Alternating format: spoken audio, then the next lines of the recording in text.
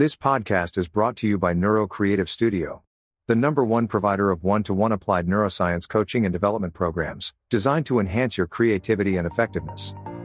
Find out more at neurocreative.studio. You're listening to the Ambition Incubator podcast, and I'm your host, Deirdre Morrison. My thing is helping people understand how our brains work so that we can be better and do better in any area of life that's important to us. So as well as bite-sized brain science, I'll be bringing you interviews and advice from experts and guests who specialise in working with entrepreneurs and leaders to help them explore potential, possibilities and ways to be more effective. And the best bit? We can start right now.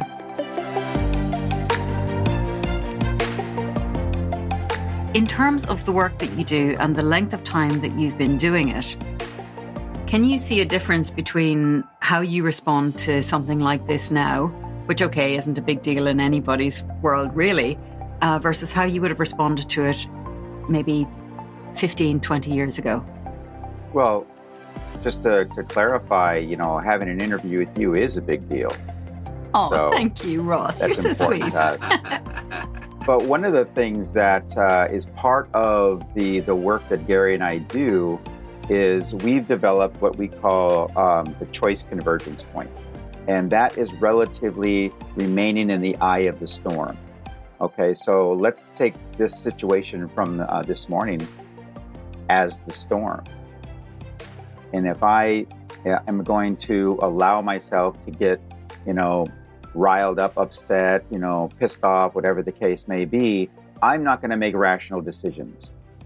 It's physiologically impossible. I mean, I know you deal a lot in neuroscience and such, and that's exactly what is happening is when we get upset and we're starving for what we need to make rational decisions. And we've taught this to thousands of people listen, everyone thinks, well, for this big event, this big tragedy or this big storm that I'm going to go through, then I'll use it. I'm like, no, you use it for everything. You use it for the little things because that's when you're practicing for the big things. So if you get in the habit of using the system over and over and over and over again, then it's like you had a guest on who was a fighter pilot. That's right. A couple weeks ago that I was listening to. And I'm sure if you asked him, pilots, what are the things that pilots practice the most? They practice for disasters. They practice disasters. Airline pilots practice, things going wrong and things in the disasters that all the possibilities that can go wrong. And the reason they practice that is so when the event may or may not happen, they can remain in that eye of the storm. They can remain calm. And they can make the rational, good choices and decisions that they need to make. Of course, we do have we have a bias towards negativity as well, because like you're just saying here, people want to be able to get out of a sticky situation when it happens. We want to have the muscle memory. We want to have the reflexes, and we learn those through practice.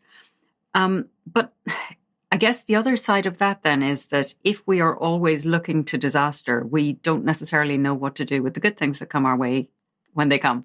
We're not prepared for those. Yeah, and I think that, I think there's been a conditioning that has evolved to not just be looking for the negative, but to dwell on the negative. And I think that's the difference. Right? Is that we can be aware of, hey, okay, the time factor didn't work out the way we wanted to, or the way that we expected. So there was some hiccup there. But the dwelling on that is, I think, where the challenge shows up, where then it turns into a whole story, right? It turns into the whole drama of it starts to unfold from that dwelling of it. And one of the principles we teach in a process we call the infinity process, one of the processes we teach, the first and foremost is we need to have things that consistently bring us back to being present. Because when you're back to being present, that's when you're at what we call the choice convergence point. You're in the eye of the storm. You're in this place where the potential, the possibility is endless. But instead of dwelling on the negative, which we've been conditioned to do, our philosophy is that there is just as many, if not more, and I like to say we're leaning a little bit more on the side of there's just as much, if not more, potential and possibility of something good happening as opposed to something bad happening. Yeah, there's very definitely a tipping point, isn't there? And I mean, you can see in terms of our evolution, in terms of our brain's mission to keep us safe, that noticing the things that can go wrong is a good strategy. But it doesn't take us into the beyond, if you like. It doesn't take us into a state of creativity or innovation beyond escaping from something, I guess. Yeah, and the way I put it is that we don't want this. Everybody strives for shooting for balance in life, and we're really not really advocates of that. What we want is a slight imbalance, but we want the imbalance on the side of evolution and growth. Right? So that we're always tipping the scale on that side of things. And so slightly imbalanced on that side, because that's how we've evolved as human beings.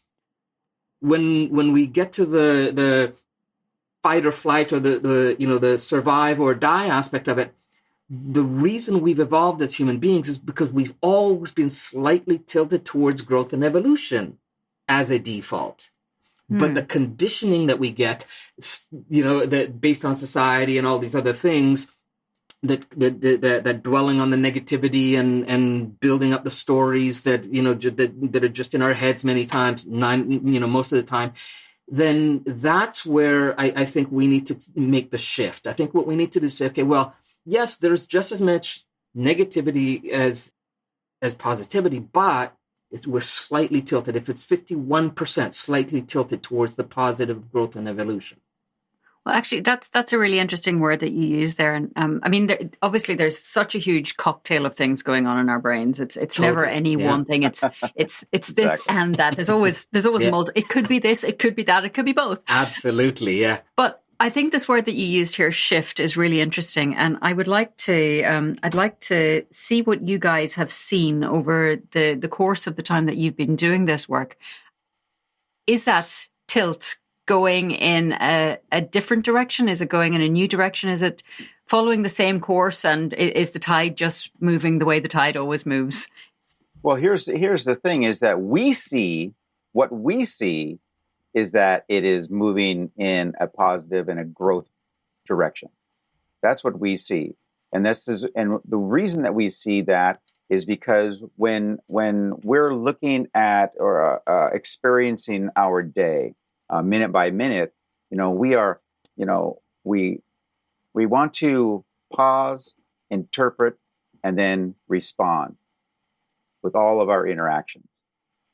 And what you see in society today, a good portion of it, that is that people are almost being engineered to do this reactionary life. I mean, the news, television, stuff like that has always been, stepping it up. If it bleeds, it leads, as they say. Now, when you have social media that is just priming people. They're priming them on almost a second by second basis, because now you are carrying the news, you are carrying the events with you wherever you go. And then they encourage you to use the notifications, so think bing, bing, bing, bing. That can almost be, your Pavlov's dog in a certain sense, because you're like, absolutely. Oh, what's going on? Something's happening. Yeah. I have to know. I have to see. I have to react.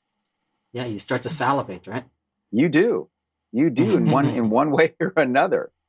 Yeah. Yeah. Well, I mean, that stimulation can be a reward, can't it? I mean, we're getting that.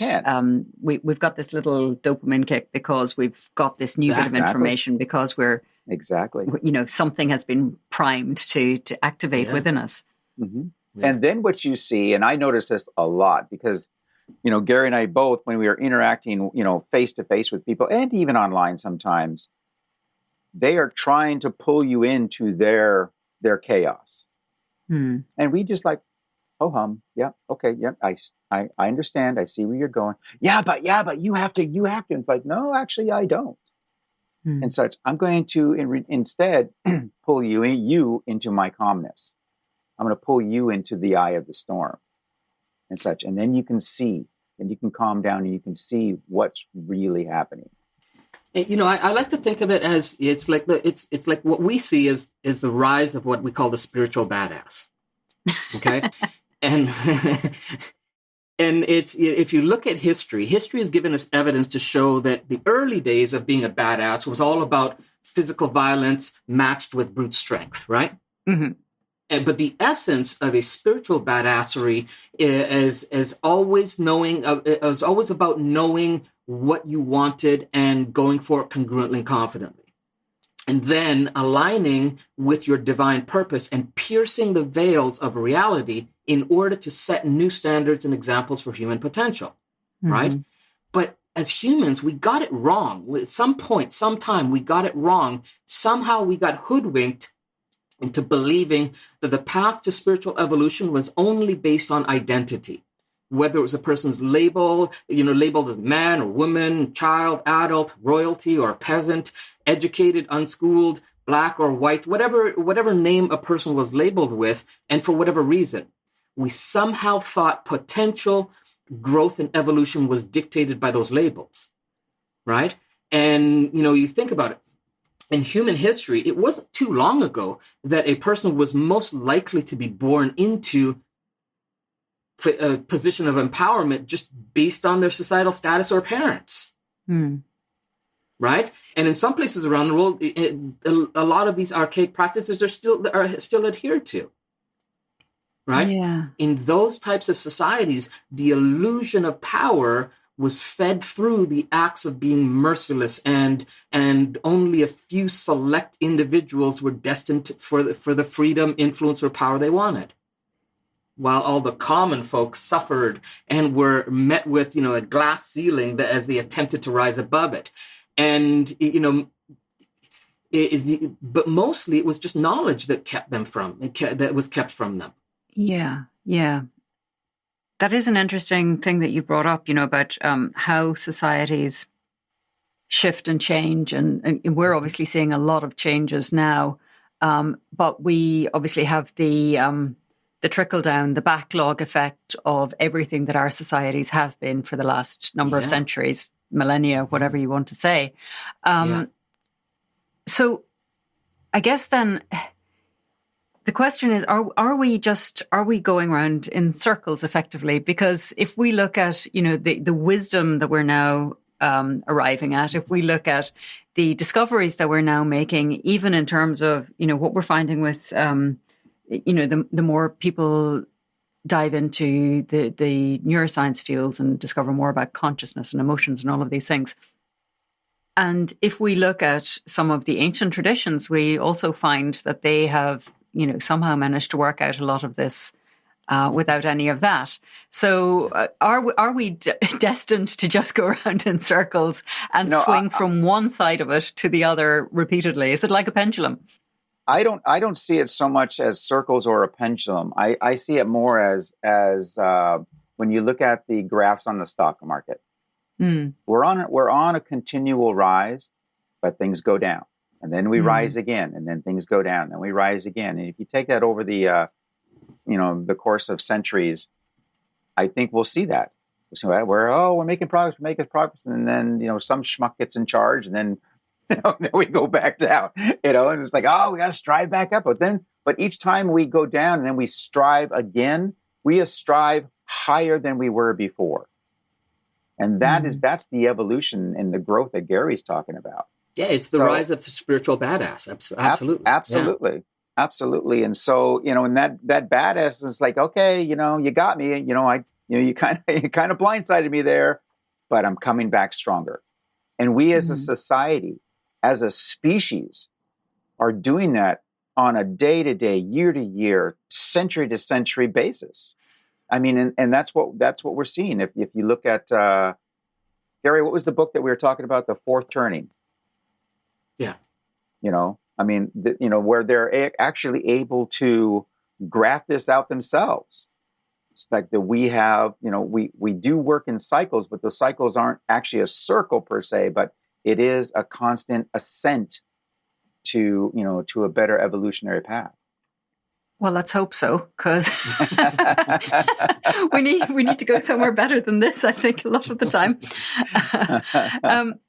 Guys, you two have been working together for a heck of a long time. And I'm just wondering, in terms of your collaboration and your, I guess, creative meeting, how is it that you sustain that over such a long time? What are the ups and downs in that? How do you feed it and nourish it? Drugs.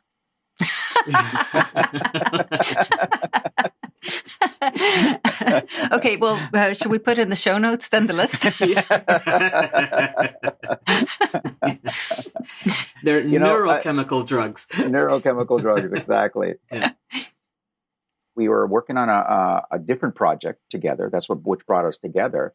And I was working on something, he was working on something, and we kind of compare notes, and we're like, did you just look over my shoulder while you're making these things? Get out of my head. Just found that there was, we just found that there was just, we just really, really were on the same level, the same thinking, the same path.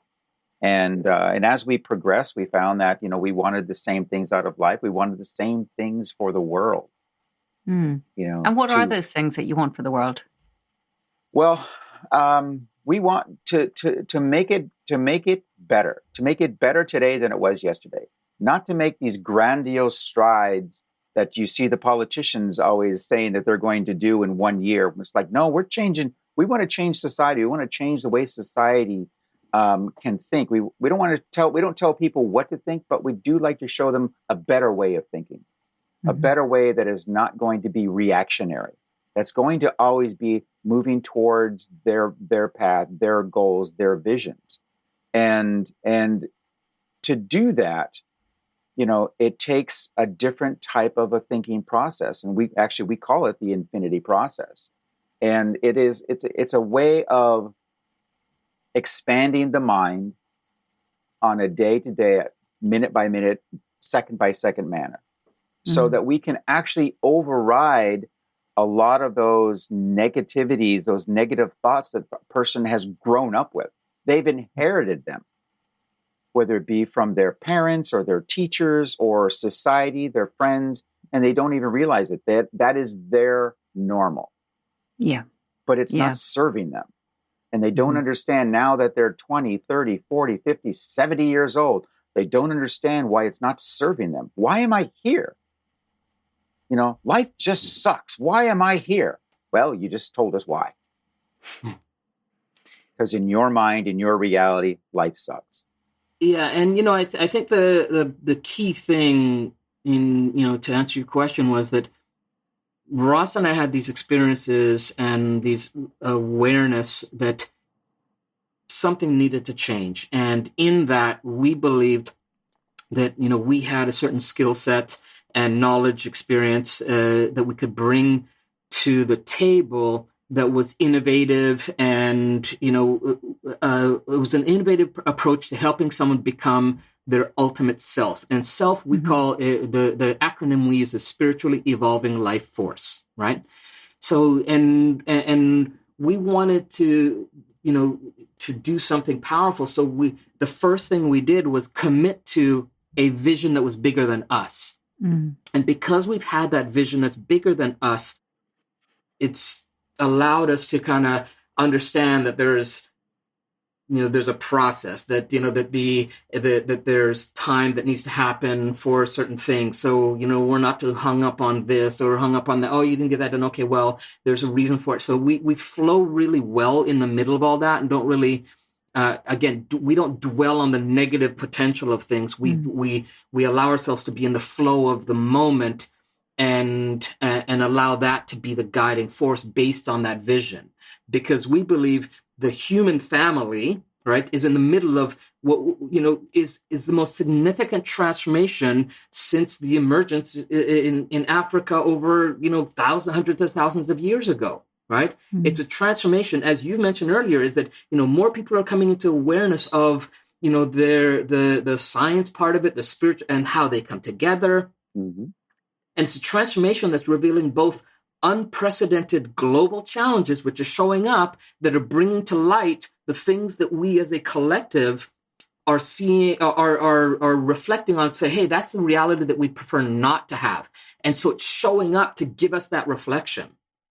Because if we don't have that as a reflection, then we don't know where to go. Yeah, yeah. And I love that, you mentioned there, these two sort of aspects of how we are now looking at things. And I think this is very relevant as well, because, effectively, you two and myself and some of my colleagues, we're all trying to do the same work. And we're coming at it from slightly different angles. Yeah. And like I said, all of these ancient traditions that have such great wisdom, they've all tried to do the same work from different angles as well. Mm-hmm. And, we have, it's horses for courses as well, really, because if you want to help people understand certain things, then you meet them where they're at, and you don't necessarily, deliver a very intuitive message to somebody who is very rational and logical and analytical. And similarly, for somebody who is very intuitive, there's no point trying to, give them the hard data and the numbers. So, so I guess this is the next question, and this is the one where this could go completely off the rails, pear-shaped rabbit hole, and all the rest of it. But I know that this is a question. Rabbit holes are great. Yeah. It's gone already.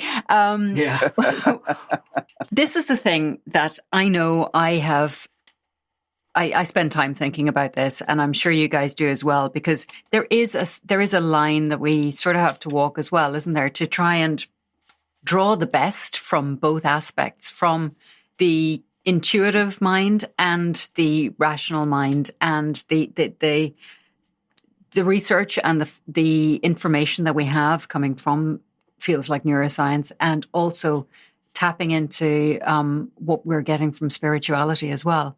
How do you guys walk that line? Well, in 10 words or less. Yeah. Oh, there's so much for the rabbit hole.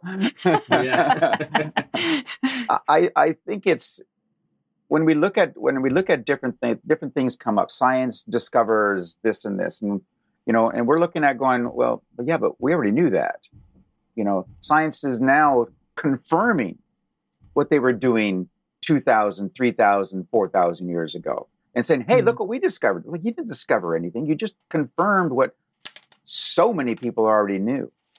But it helps because there is that analytical individual that we deal with that says, well, this is just woo-woo, hocus pocus. I'm like, well, let me show you the research paper. Okay. I mean, it's like when your favorite periodical is Nature magazine, it comes in real handy because, oh, hey, look at this little article here. They just confirmed this and they just confirmed this. And, and so what I see is that when something that comes up, whether it be a science or in nature, and people fight it because it doesn't match their belief system, okay, then it just needs a little bit more prodding. It just needs a little bit more massaging. And so we're not stuck in, this is it. And that's, we just, as Gary said, we just kind of flow and say, hey, what do you think about this? Did you realize this? We're sending articles back and forth to each other. Now, mind you, just to let everybody know, we live 300 miles apart from each other. And, we everything that we're doing, we do, thank goodness for technology. Yeah. In the last couple of years anyways. Yeah. Yeah, especially. Yeah. So technology is not the enemy. Technology is a tool that we utilize very, very well. Yeah. But when people see these things and they read them and they just read the headline or they just kind of glance at something, and then they instantly create that reaction that that can't be true. Look into it. Look at it. Go deeper into it a little bit. Yeah, and even if it does confirm something that you already believe, still go deeper into it, because we have a confirmation bias as well. Absolutely. And we want things that support what we already believe. Absolutely. Yeah. You want to talk about the ultimate dopamine hit is when, it's like, oh, hey, look at this. Now I can really show people that, the science is behind this as well as this, the spiritual realm. I mean, it's all kind of coming together. There really isn't a difference between the two. I think walking that line that you're talking about is, it's the way that we do it is a term we call, we tap into infinity thinking, right? Infinity thinking it's based on what we call the infinity matrix and the infinity process. And infinity thinking is stepping out of the thought process of duality thinking, of this or that, right?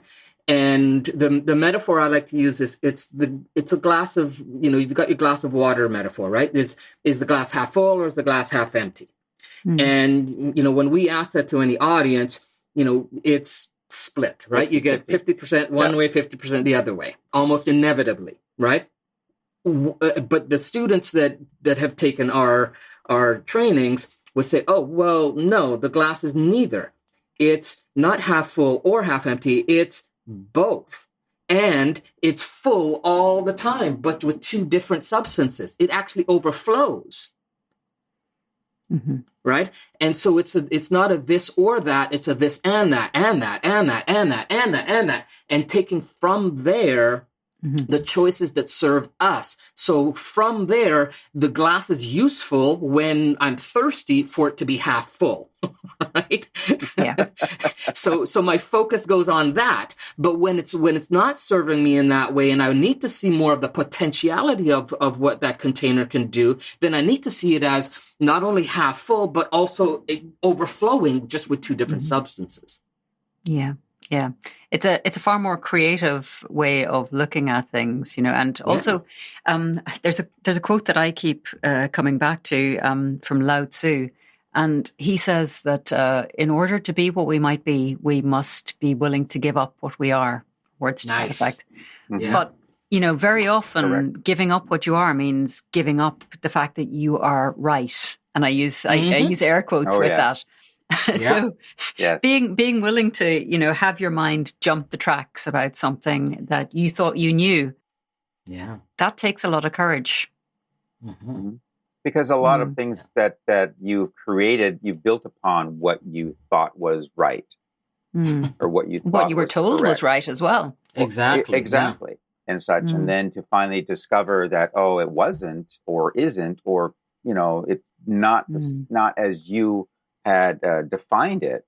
That's tough, and such because we've both experienced people who are you literally see them shaking, as if they are physically in harm's way, but inside they're feeling that their world is crumbling down when it's really not. Yeah. And those belief systems are powerful. And so one of the things that we work with, especially when we're doing our badass challenge, is we talk to people about their definitions of things. So when someone says something to us, we say, well, how do you define that? What do you mean by that? And you'd be surprised at how many people really don't know. Like, I don't know. That's just what I'm used to saying, or what I'm used to, to believing. It's like, but what's the let's break this down. Yeah. And there's some great breakthroughs then. I can imagine. You guys run a 5-day challenge, isn't that right? I mean, I know we could go on for at least another 30 minutes, but we better not. But I do want to today. Exactly. But I would like to give people a little bit of information about that, if you can, so that they know where to go if they want to find out more about what you're doing and what you're working on.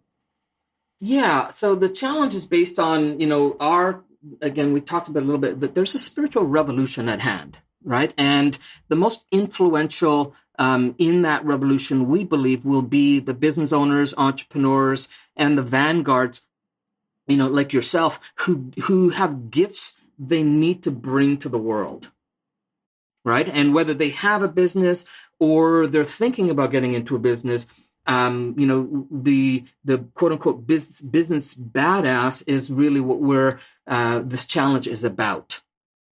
And it's a process where we start off by getting clear on definition of yourself, right? Because knowing who you are in that whole process is key and important.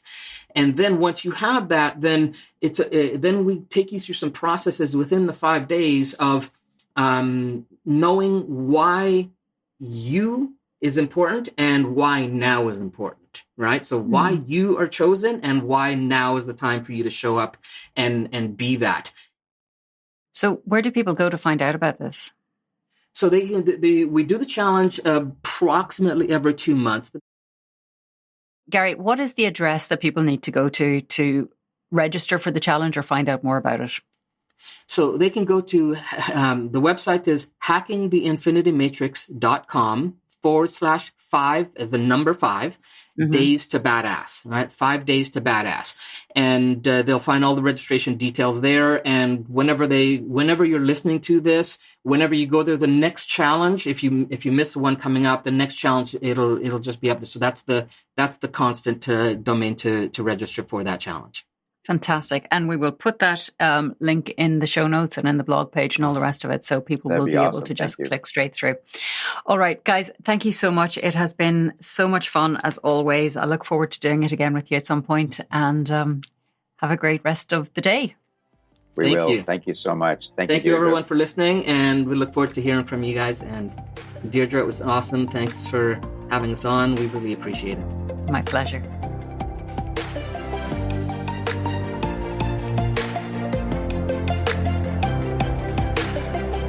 You're still here?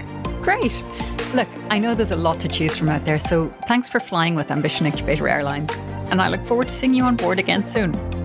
Seriously though, thank you for tuning in. My guests and I love hearing about what inspires you on the show and what advice has made a difference in your life or work, and what you'd like more of. So get in touch. If you want to know about my other work, head over to ambitionincubator.com for details. And don't forget to hit subscribe for more great interviews, advice, and bite-sized brain science every week.